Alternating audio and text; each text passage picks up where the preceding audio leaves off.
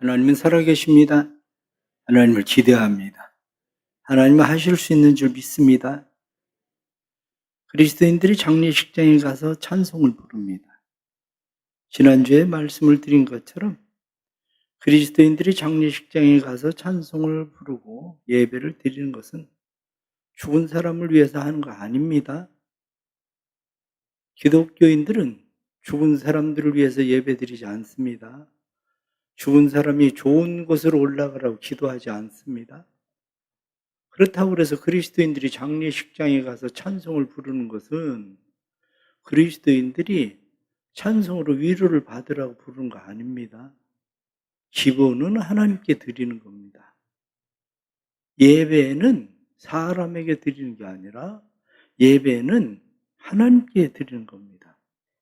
그래서 사실은 장례식에 가서 예배를 드리는 것이 유가족을 위해서 예배를 드리지만 그 유가족을 위해서 드리는 예배가 첫 번째가 아닙니다.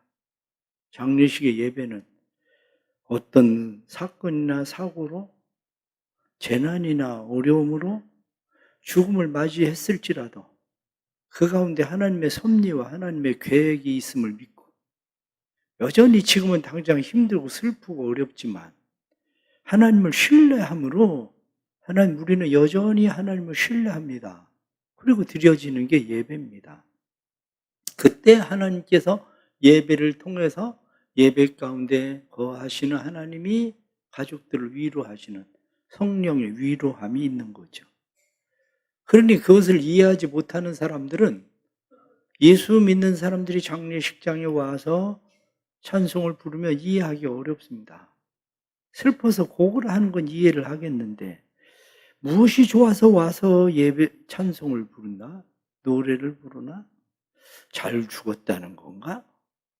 그런 생각이 들 정도로 믿지 않는 사람들은 그리스도인들이 장례식장에 와서 찬송을 부르는 걸 이해하기 어렵습니다. 그러나 성경의 찬송이라는 의미를 우리가 잘 알면 찬송이라는 것이 무엇인가를 더 잘 알게 되죠. 찬송을 사전적 의미로는 하나님의 은혜를 기리어 찬양함, 하나님의 영광스러운 선풍과 기이한 행적을 선포하고 자랑하고 선전함, 그렇게 되어 있습니다. 찬양이라고 하는 것도 같은 말로 훌륭함을 기리어 드러냄, 하나님을 경배하는 행위, 찬미라고 말하면 하나님의 덕을 칭송하는 노래, 이렇게 되어 있습니다. 성경의 원문에는 많은 말들이 있지만 주로 사용되어지고 있는 단어가 두 가지 단어입니다.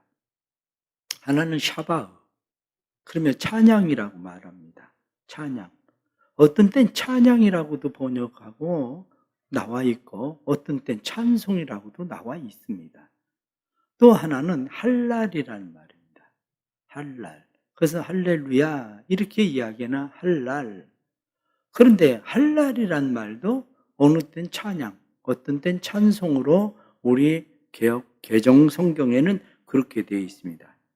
이 단어가 모두 야단 법석을 떨며 소란스러울 정도로 큰 소리를 지르다, 그렇게 되어 있습니다. 큰 소리로 외침, 승리의 외침, 승리로 기뻐하다, 이런 거죠.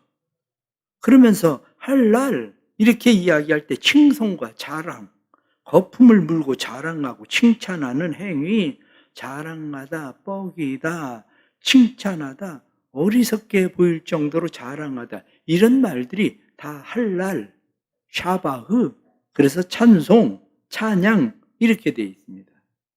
우리가 할렐루야 그러면 야라고 하는 말은 여호와의 줄임말이에요. 그래서 이사야, 엘리야 다 뒤에 여호와라는 말이 붙은 거죠.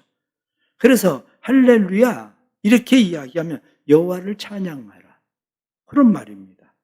여호와를 찬양하라, 여호와를 자랑하라, 여호와를 칭송하라, 다른 사람에게 권면하는 그런 말입니다.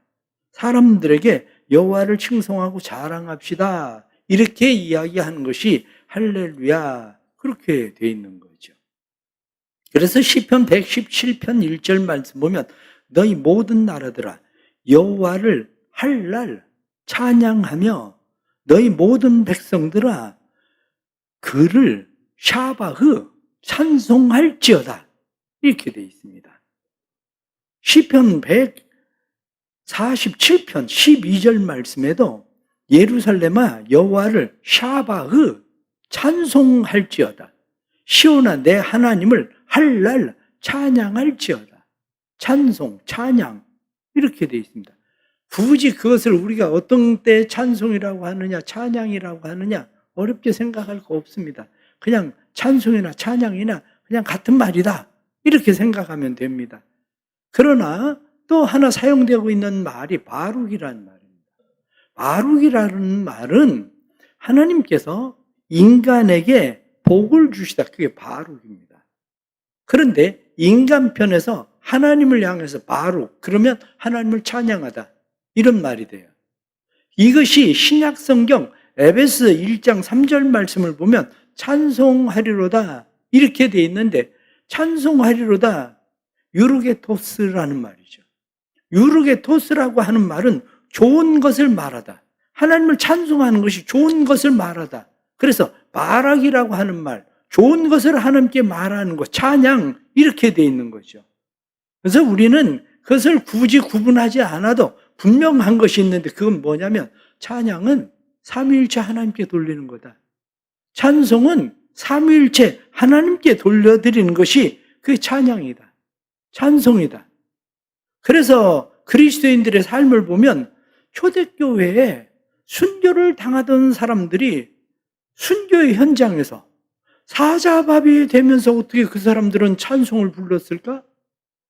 그 사람들은 화형을 당하면서 어떻게 그 사람들은 찬송을 불렀을까? 그들이 그런 상황과 환경 속에서 찬송을 부른 것은 누구 사람들 들으라고 한 게 아니고 하나님께 모든 것이 달려 있습니다. 그리고 하나님을 찬양하는 인간은 하나님을 찬양하는 존재로서 찬양하는 그러한 일들이었습니다. 그래서 오늘 본문에 나타나는 말씀을 보면 1절 말씀에 여호와 우리 주여 주의 이름이 온 땅에 어찌 그리 아름다운지요. 주의 영광이 하늘을 덮었나이다. 주의 이름이 온 땅에 하늘에 영광과 이름이 가득 덮여 있는데 시편 7편 17절 말씀 보면 내가 여호와께 그의 의를 따라 감사하며 지존하신 여호와의 이름을 찬송하리이다. 그런데 9편에 넘어가면 2절 말씀 보면 내가 주를 기뻐하고 즐거워하며 지존하신 주의 이름을 찬송하리이다. 무슨 얘기냐? 그의 이름이 그의 영광이 온 땅과 하늘에 가득해 있기 때문에 그 땅에 거하고 있는 모든 사람은 그 영광을 보는 사람, 그 이름을 아는 사람들은 찬송할 수밖에 없다. 찬송해야 된다. 이렇게 말씀하는 게 8장이에요. 그래서 우리는 살아가면서 하나님을 찬송하는 일, 이것은 모든 사람들에게 하나님께서 주신 사명이에요. 이사야 43장 21절 말씀 보면 이 백성은 내가 나를 위하여 지었나니 나를 찬송하게 하려 함이라. 나를 찬송하게 하려고 지었다. 시편 148편 5절 말씀 보면 새 번역 성경에 너희가 주님의 명령을 따라 창조되었으니 너희는 그 이름을 찬양하여라. 주의 명령을 따라서 창조되었으니 그의 이름 찬양해라. 시편 150편 6절 말씀은 호흡이 있는 자마다 여호와를 찬양할지어다.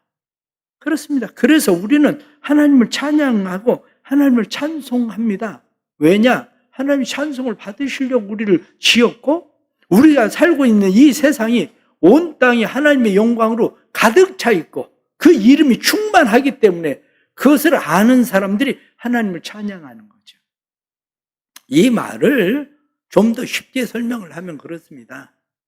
좀 더 쉽게 설명을 하면 찬송은 구원받은 사람들이 하는 겁니다. 찬양은 구원받은 사람들이 할 때 찬양이 되고 찬송이 되는 거지 구원받지 못한 사람들이 찬송을 부르면 그건 찬송이 아닙니다. 찬양이 아닙니다. 그냥 노래예요, 노래. 그래서 교회에서 할렐루야 찬양대가 성가를 부르고 아니면 누가 나와서 특종을 부르고 아니면 악기를 연주하고. 그러면 여러분들은 종종 생각할 때 박수를 쳐야 되나 말아야 되나? 그런 고민들을 할 때가 종종 있죠. 안 쳐도 됩니다. 원래 안 치는 거예요. 원래 안 치는 겁니다. 왜냐? 예배는 하나님께 드리는 거지 사람이 잘했다고 그래서 박수 치고 그런 거 아니에요. 더러 어린 아이들이 왔을 때에 격려하기 위해서 박수는 칠지 몰라도 박수 치는 거 아니에요. 그건 하나님의 영광을 가로채는 거예요. 그거는.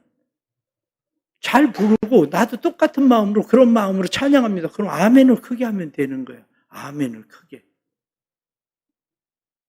한 번은 우리 교회 집사님 자녀가 유학을 하고 왔다고 성악을 하고 왔다고 그래가지고 특송을 하면 좋겠다고 그래서 특송을 시켰어요.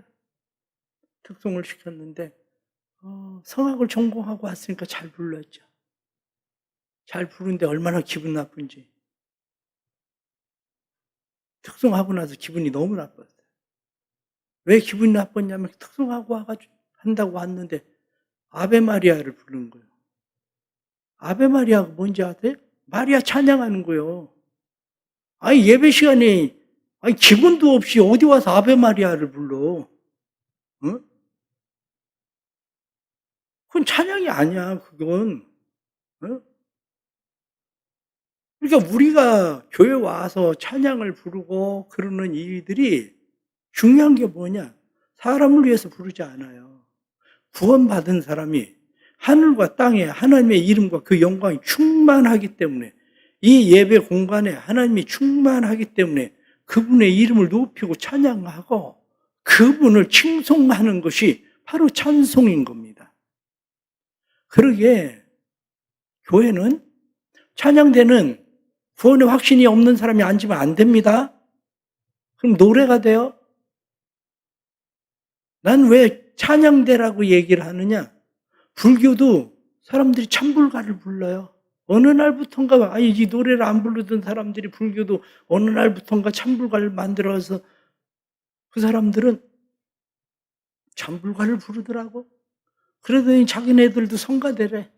그래가지고 거룩한 노래를 부른다고 성가대라고 그래. 난 그다음부터 우리 교회를 성가대라고 안 해. 찬양대라고 그래. 왜 하나님을 찬양하는 대원이라고 난 생각하고 찬양대라고 그러지. 거룩한 노래를 부른다고 성가대라고 부르는 게 아니라 그 사람들도 자기네들도 성가대라는데 뭘. 어? 그렇습니다. 성경은 우리에게 여호와의 종들아 찬양하라. 여호와의 이름을 찬양해라. 이제부터 영원까지 해 돋는 데부터 해 지는 데까지 여호와의 이름을 찬양하라. 그래서 모든 그리스도인들은 찬양, 하나님의 구원의 은혜를 감사함으로 찬양하는 겁니다. 기분 나쁘게 들을지 몰라도 이 가운데서 찬송을 따라 불렀어도 그게 찬송인지 노래인지는 그건 하나님이 아세요. 구원받지 않은 사람들이 그냥 부르는 건 그건 찬송이 아니고 그냥 노래 부르는 겁니다. 구원받은 사람들이 부르는 게 찬양인 거지. 그게. 그래서 교회는 그게 분명합니다. 나를 위해서 십자가 못 박혀 죽으시고 내 모든 죄를 사하신 하나님의 그 은혜를 생각하면 내가 어찌 그 은혜를 찬양하지 않을 수 있을까? 그래서 하나님을 찬양할 수밖에 없어서 찬양을 부르는 겁니다. 그래서. 그런데 그러면 내가 부르는 건 찬양도 아니고 그 노래니까 그냥 나는 그냥 입 닫고 그냥 가만히 있어야 되겠네. 그렇게 생각할 게 아니라 어떻게 하면 내가 진짜 구원받아서 하나님을 찬양할 수 있는 사람이 될까? 그 생각을 해야 되는 거죠. 어떻게 하면 내가 부르는 게 그냥 노래가 아니라 정말 하나님을 향한 찬송이 되게 만들까? 지난주에 어느 집사님하고 식사를 하게 됐습니다. 식사를 했는데 그 집사님이 저보고 그러더라고요. 목사님, 조금 전에 기도하셨어요. 내가 조금 전에 기도했대. 그런데 내가 기도를 또 하고 있으니까 목사님 조금 전에 기도하셨어요. 그래. 그래 내가 그랬어요. 나도 기억이 없는 거 보니까 하나님도 안 받았을 것 같아. 내가 기도를 했는데 내가 기도를 했는지 안 했는지 나도 기억이 없으니 그걸 뭐 무슨 하나님이 그걸 받으셨겠어. 그래 다시 하는 거야. 그래요. 우리가 하나님을 찬양하는 일들도 우리가 열심히 찬양을 부르지만 구원받은 하나님의 은혜 감사함으로 그 은혜 감격함으로 하나님을 찬양하는 거죠. 그런데 하나님이 우리를 구원하신 것만 아니라 하나님께서 우리에게 어떤 은혜를 주셨습니까? 요한복음 1장 12절 말씀 보니까 영접하는 자 곧 그 이름을 믿는 자들에게는 하나님의 자녀가 되는 권세를 주셨으니 우리를 구원시켜서 자녀 삼아 주셨잖아요. 로마서 8장 15절부터 나타난 말씀 보면 너희는 다시 무소하는 종의 영을 받지 아니하고 양자의 영을 받았으므로 우리가 아빠 아버지라 부르시느니라. 하나님을 아빠 아버지라 부른다. 우리가 자녀이면 또한 상속자 곧 하나님의 상속자여 그리스도와 함께 상속한 자니 하나님의 나라를 우리에게 상속해 주셨으니 이 땅에서 비록 사자밥이 되고 그리고 화형을 당하고 그래도 우리는 이 땅이 우리의 집이 아니라 하나님의 나라를 유업으로 주셨으니 우리가 하나님을 찬양할 수밖에 없는 거죠. 우리 성도들의 마음이 늘 하나님의 나라 바라보고 찬양할 수 있기를 바랍니다.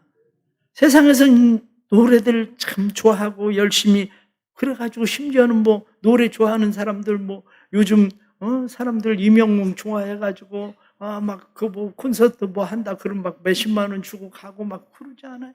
누구 막 그 사람들이 예수 믿는다고 그래가지고 와가지고 막 교회 와서 간증하고 막 트로트 같은 찬양 부르고 막 그런데 그러더니 결국 가가지고 술집 가가지고 술 마시고 음주운전하고 교도소 들어가고 이게 무슨 꼴인지 이게 도대체 그 사람이 불렀었던 그 찬양이 맞는지 아닌지 이게 분간을 못하는 이런 세상이 돼버렸더니 이게 그렇지 않습니까?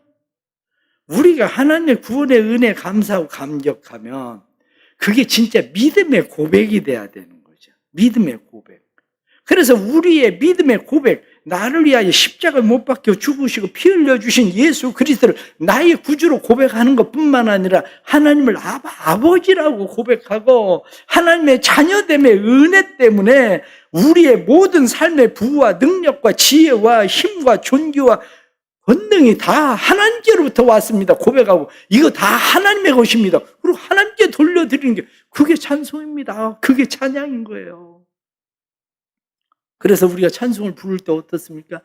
지난 한 주일 살아온 모든 것이 하나님의 은혜였고 하나님의 힘이었고 능력이었고 하나님의 권세였습니다. 그래서 우리가 하나님을 그렇게 찬송하는 거죠.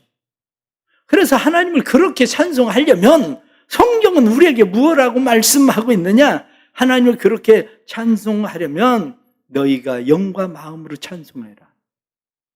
고린도전서 14장 15절에 나타난 말씀 보면 내가 영으로 찬송하고 또 마음으로 찬송하리라. 영으로 찬송하고 마음으로 찬송한다.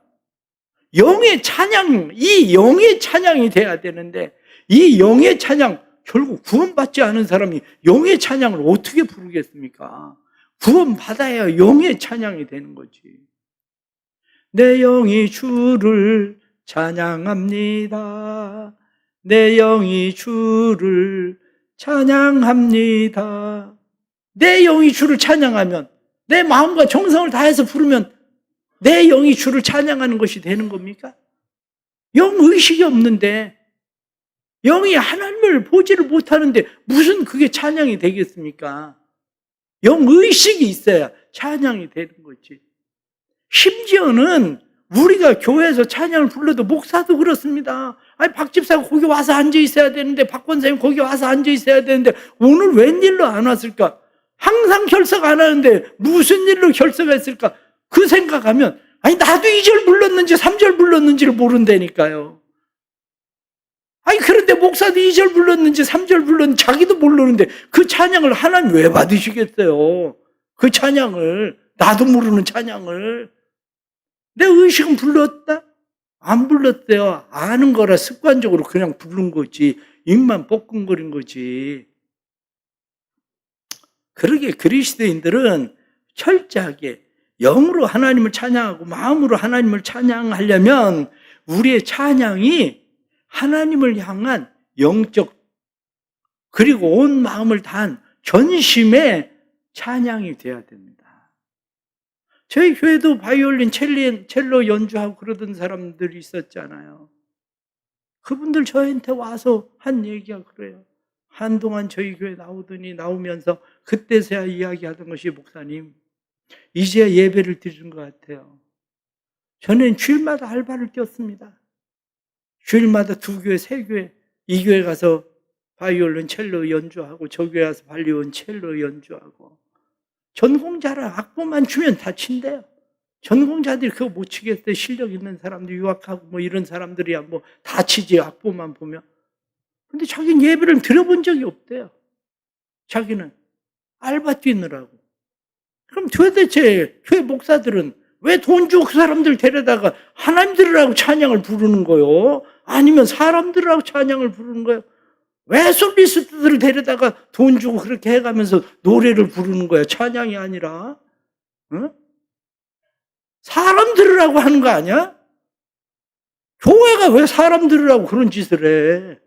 교회가 잘하든지 못하든지 내 영으로, 내 마음으로 하나님의 구원의 은혜 감사하고 감격하는 마음으로 하나님을 찬양하고 노래하는 것이, 그게 찬양이고 찬송인 거지.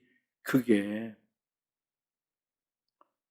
우리 사랑하는 모든 성도들이 그러한 찬양과 찬송을 드릴 수 있는 은혜가 있기를 축복합니다. 그래야 진짜 예배가 되는 겁니다. 그래야 우리가 하나님 앞에 그렇게 예배를 드리는 일에 찬양을 방해하는 것이 3가지가 있다. 그리고 C.S. 루이스는 3가지를 이야기합니다. C.S. 루이스가 3가지를 이야기하는데, 가장 첫째가 부주의함. 그렇게 돼 있어요. C.S. 루이스가 부주의함이라고 얘기한 것은 그냥 습관적으로 부르는 거. 찬양이 그냥 습관적으로 그냥 불려지는 거. 그건 찬양을 방해하는 일이라는 거예요. 그리고 우리는 아는 찬양 부르면 더 특히 그렇잖아요. 아는 찬양은 그냥 잘 부를 수 있어요. 그런데 마음도 안 가. 그냥 아는 거라. 정성이 안 가. 영으로도 안 불러. 그러니까 C.S. 루이스는 찬양을 방해하는 첫 번째가 부주의함이다. 습관적으로 그냥 부르는 것. 2번째는 다른 것에 주의를 끄는 거다. 다른 것에 주의를 끄는 게 뭡니까? 생각이 분산되어 있다는 거예요. 하나님을 향해서 찬양을 불러야 될 때 하나님을 향해서 찬양을 부르는 게 아니라, 찬양 부르고 있는데 제가 조금 전에 박 집사 생각하고 박 권사 왜 안 왔나 그 생각하고 있는 것처럼, 이러한 분산된 생각, 그것이 찬양을 방해한다. 3번째는 뭐라고 얘기했냐? 탐욕이다, 이렇게 돼 있어요. 탐욕. 아니, 찬송을 부르는데 뭐 무슨 탐욕일까? 그렇게 얘기해요. 그것을 다른 말로 이야기할 때 자부심이라고 돼 있어요. 사람들 듣게 하기 위해서 좀 더 잘 부르려고 하는 거. 난 찬양 이 정도면 잘 부르는 거야. 우리 찬양대 조심해야 돼요. 교인들한테 좀 더 잘 부르고 잘 들려지게 하려고, 그게 찬양을 방해하는 중요한 요소라는 거예요. 그게 탐욕이다. 그게 자기를 자랑하고 드러내려고 하는 거예요. 특히 나와서 특송을 부르면 누구한테 찬양을 드리고 싶은 겁니까? 왜 떨렸어요? 하나님 앞에 서서 떨린 게 아니라 사람 앞에 서서 떨린 거예요. 그게 진짜 만왕의 왕이신 하나님 앞에 서서 떨렸어야 되는데, 사람 앞에 서서 내가 잘 불렀나 못 불렀나, 그 왜 그렇게 의식을 하는데요? 사람한테 불러서 그래요. 박수 안 쳐서 왜 서운한데, 사람한테 불러서. 그게 탐욕이라는 거예요. 그게 자기 안에 있는 자부심. 그게 찬양을 방해한다. 이렇게 얘기하는 거예요. 그렇습니다. 그렇기 때문에 우리는 하나님을 찬양하는 일들에 우리가 전인격으로, 건성으로 찬양을 부르는 게 아니라 우리의 마음을 다해서 하나님께 찬양을 불러야 돼요. 마음을 다해서 찬양을 부르는 일이 얼만큼 중요하냐? 시편 69편 31절 말씀 보면 이것이 곧 뿔과 굽이 있는 황소를 드림보다 여호와를 더욱 기쁘게 함이 될 것이라. 우리가 부르는 찬양이 하나님 앞에 소를 드리는 것보다 더 기쁨의 제사가 된다는 겁니다. 그것이 바로 하나님께 좋은 선물을 드리는 거예요. 하나님 앞에 내가 찬양 부르는 것이 하나님 앞에 얼마나 좋은 선물을 드리는 건데요. 세 번째는 합당하게 드려라. 합당함은 사람의 입장이 아니라 받는 분의 입장이다. 하나님의 입장에서 합당해야 되는 거야. 주는 사람 입장에서가 아니라. 교회 종종 무엇을 얻으러 오시는 분들도 있어요. 무엇을 얻으러 오시는 분들도 있는데 요즘은 10,000원 주면 기분 나빠요. 더 달래. 심지어는 10,000원 준다고 기분 나쁘다고 그냥 가는 사람도 있어요. 나를 뭘로 보냐고. 응?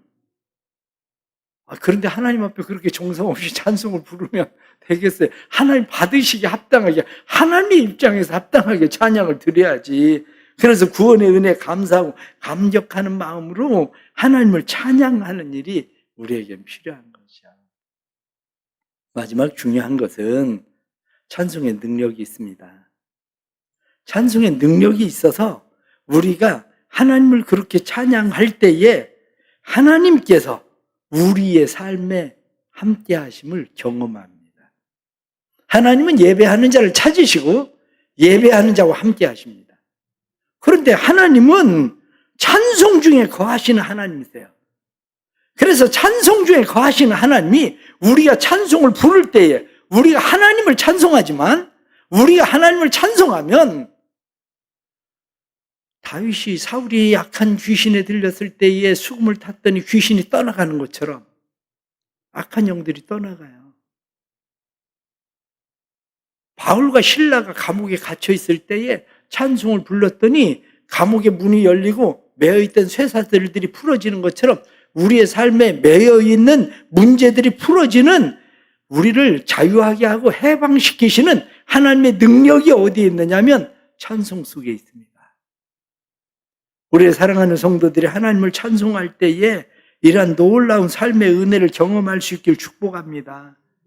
이사야 61장 3절 말씀에 무릇 시온에서 슬퍼하는 자에게 화관을 주어 그 죄를 대신하며 기쁨의 기름으로 그 슬픔을 대신하며 찬송의 옷으로 그 근심을 대신하고 그들이 의의 나무 곧 여호와께서 심으신 그 영광을 나타낼지라 일컬음을 받게 될 것이라, 이렇게 말씀한 것처럼 우리가 하나님을 찬송하면 하나님의 영광을 나타낼 자로 하나님께서 우리를 사용하시는 은혜가 삶에 일어나는 겁니다.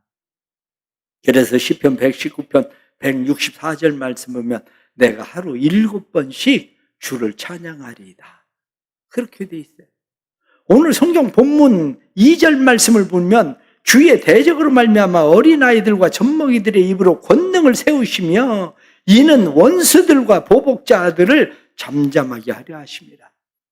우리의 삶에 원수와 보복자들이 우리의 삶에 있어도 어린아이의 입으로 찬송을 불러도 하나님께서 역사하시듯이 우리가 하나님을 찬송하면 하나님께서 우리의 삶에 원수와 보복자들을 잠잠하게 하시는 하나님의 은혜를 주실 줄 믿습니다. 그래서 우리 사랑하는 모든 성도들이 찬송의 옷을 입으시기를 주의 이름으로 축복합니다. 찬양 받으시기에 합당하신 그분, 우리에게 찬송을 받으시기 위해서 우리를 지으신 그분, 우리를 죄에서 구원하신 그분 뿐만 아니라 우리를 자녀 삼아주시고 하나님의 나라를 유업으로 주신 그분, 우리가 그 하나님을, 예수 그리스도를, 성령님을 찬양하면 하나님께서 우리의 찬송을 받으시고 찬송 중에 거하시는 하나님이 우리의 삶 가운데 거하셔서 우리의 삶에 하나님이 하나님 되심을 나타내시는 놀라운 은혜의 역사가 삶에 일어나게 되는 줄을 믿습니다. 우리 온 성도들이 또 찬양이 살아있는 은혜가 있기를 바랍니다. 지난 일부 예배 때 이 설교를 하고 헌금 찬송을 부르는데 여전히 똑같더라고. 그래도 찬송에 대한 설교를 들었으면 그 다음 찬양 부를 땐 조금 달라져야 되는 거 아니야? 조금은? 그래, 목사 참 말씀에 능력이 없는 건지 귀가 막힌 건지 둘 중에 하나인데 제가 그런 생각을 했는데 아마 찬송가 가사를 잘 몰라서 잘 모르는 찬송이라 그럴 수도 있어요. 그러나 여러분들 하나님 앞에 목소리 높여서 전심을 다해서 하나님을 찬양하는 믿음의 성도들이 되기를 간절히 바랍니다. 그래서 삶 속에 하나님께서 권능을 나타내시고 우리의 원수들, 보복자들을 잠잠하게 하시는 축복이 일어나기를 간절히 바랍니다. 기도하겠습니다. 하나님 아버지 은혜 주셔서 감사합니다. 우리를 사용해 주시고 우리를 통해서 영광을 받으시기를 기뻐하시는 하나님께서 이 백성은 나를 위하여 지었나니 나를 찬송하게 하려 함이라 말씀하신 대로 저희가 하나님을 찬송하며 살게 하여 주옵소서. 이 가운데 구원의 확신이 없는 사람들에게 구원의 확신을 주옵소서. 그래서 구원하신 예수 그리스도를 자녀 삼아주시는 하나님을 찬송할 수 있는 은혜가 삶에 일어나게 해주시고 찬송을 부를 때에 성령께서 찬송 가운데 거하시고 원수와 보복자들을 잠잠케 하시는 역사가 삶의 나타남을 보게 해주셔서 우리의 삶의 자유와 해방이 찬송을 통해서 찬송의 옷을 입은 사람들에게 주의 능력으로 나타날 수 있도록 도와주옵소서. 예수 그리스도의 이름 받들어 간절히 기도드리옵나이다. 아멘.